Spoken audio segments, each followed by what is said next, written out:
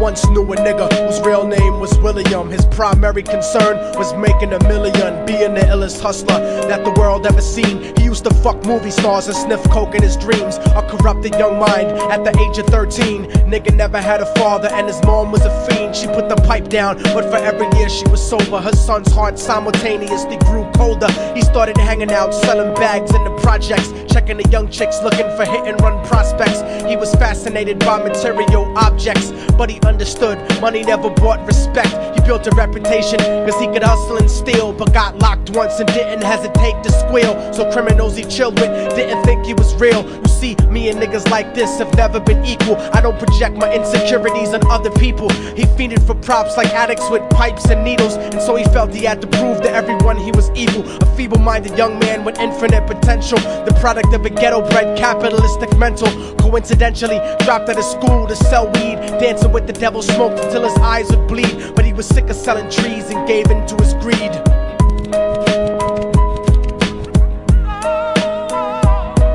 Everyone tryna be trife never faced the consequences. You probably only did a month for minor offenses. Ask a nigga doing life if he had another chance. But then again, there's always the wicked that knew in advance. Dance forever with the devil on a cold cell block. But that's what happens when you rape, murder, and sell rock. Devils used to be gods, angels that fell from the top. There's no diversity because we're burning in the melting pot.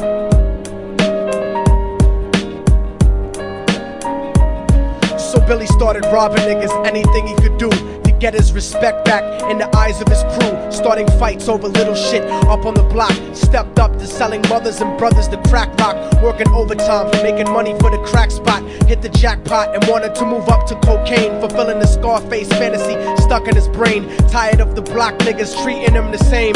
He wanted to be major like the cutthroats and the thugs, but when he tried to step to him, niggas showed him no love. They told him any motherfucking coward can sell drugs. Any bitch nigga with a gun can bust slugs. Any nigga with a red shirt can front like a blood. Even Puffy smoked the motherfucker up in the club. But only a real thug can stab someone till they die. Standing in front of them, staring straight into their eyes, Billy realized that these men were well guarded, and they wanted to test him before business started. Suggested raping a bitch to prove he was cold-hearted. So now he had a choice between going back to his life or making money with made men. Up in the sight, his dreams about cars and ice made him agree a hardcore nigga is all he ever wanted to be. And so he met them Friday night at 2:45.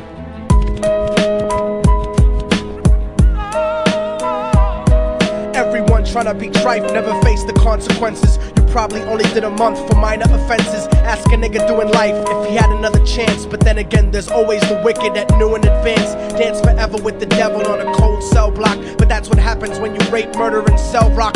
Devils used to be gods, angels that fell from the top. There's no diversity because we're burning in the melting pot.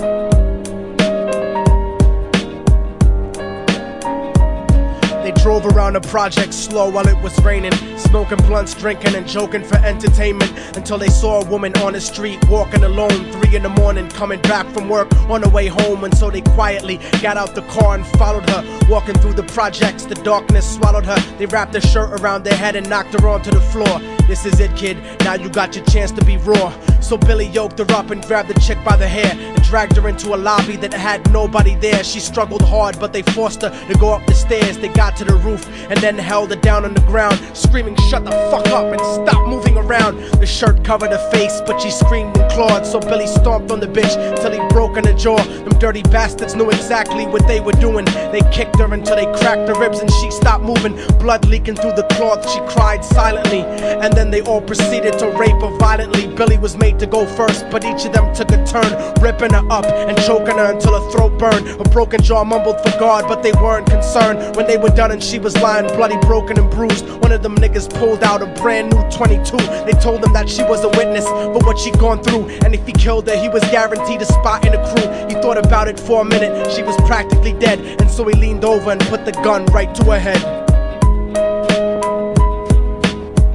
I'm falling and I can't turn back. I'm falling and I can't turn back. Right before he pulled the trigger and ended her life, he thought about the cocaine with the platinum and ice, and he felt strong standing along with his new brothers. Cocked the gat to her head and pulled back the shirt cover, but what he saw made him start to cringe and stutter, cause he was staring into the eyes of his own mother. She looked back at him and cried cause he had forsaken her. She cried more painfully, and when they were raping her, his whole world stopped. He couldn't even contemplate. His corruption had successfully changed his fate, and he remembered how his mom used to come home late, working hard for nothing, cause now what was he worth? He turned away from the woman that had once given him birth, and crying out to the sky cause he was lonely and scared, but only the devil responded cause God wasn't there. And right then he knew what it was to be empty and cold, and so he jumped off the roof and died with no soul. They say death takes you to a better place, but I doubt it.